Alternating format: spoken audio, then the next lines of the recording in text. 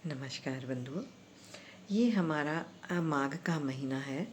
अधिक मास तो हमने आपको बताया ही था, खल मास अधिक मास, जब चंद्रमा कैलेंडर और सूर्य कैलेंडर के अनुसार हमारे दिनों का अंतर आता है। वो 3 साल में एक बार एक माह अधिक हो जाता है, जिसको हम खल मास या मन मास कहते हैं।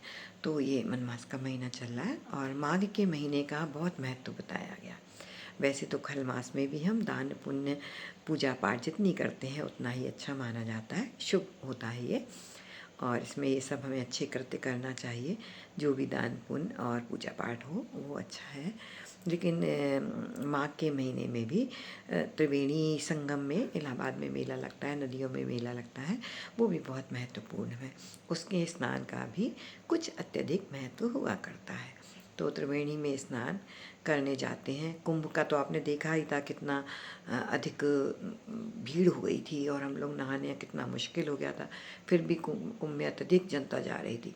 इसी तरह इलाहाबाद में अभी माघ का मेला भरा हुआ है, तो माघ में स्नान करने का भी अत्यधिक महत्व है। त्रिवेणी में स्नान का कुछ ज़्यादा ही महत्व होता है, जहाँ 3 नदियों का संगम माना जाता है, गंगा, यमुना और सरस्वती।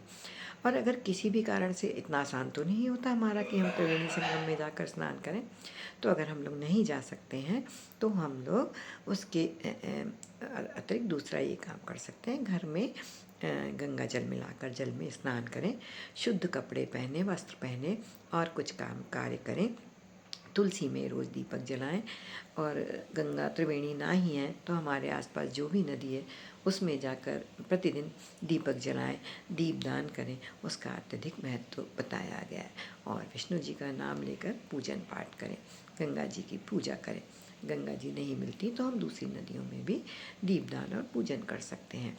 तो जब हम माघ के महीने में त्रिवेणी न जाकर ये सब करते हैं तो हमें माघ से कहीं कम फल नहीं मिलता, हमें उसका भी बहुत पुण्य प्राप्त होता है।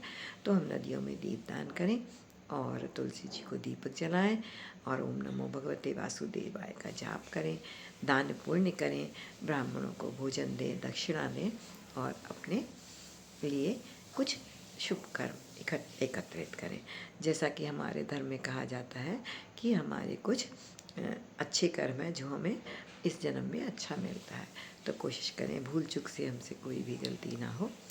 और प्रारब्ध तो ठीक है, जो भी है संचित कर्मों को अच्छा संचित करें और संचित करके जो कि हमें आगे जन्म में संचित कर्मों के रूप में मिलते हैं उनका अच्छा फल मिलता है।